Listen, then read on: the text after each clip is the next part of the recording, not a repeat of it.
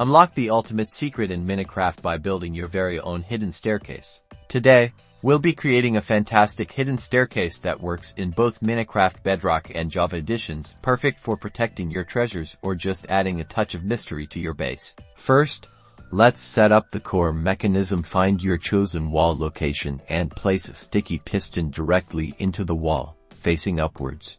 Now, place a block directly on top of that sticky piston. This will be the first step of your hidden staircase.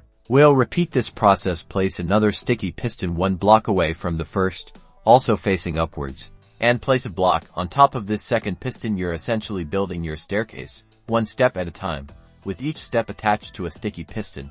Now, for the redstone behind your wall, dig out a small area behind the first sticky piston. Place a piece of redstone dust directly behind the first sticky piston. Do the same for the second sticky piston, placing redstone dust directly behind it. We need a way to activate these. Place a block next to the first sticky piston's power source, and attach a lever to this block. Now, run a line of redstone dust from the lever's power source to the redstone dust behind your first piston.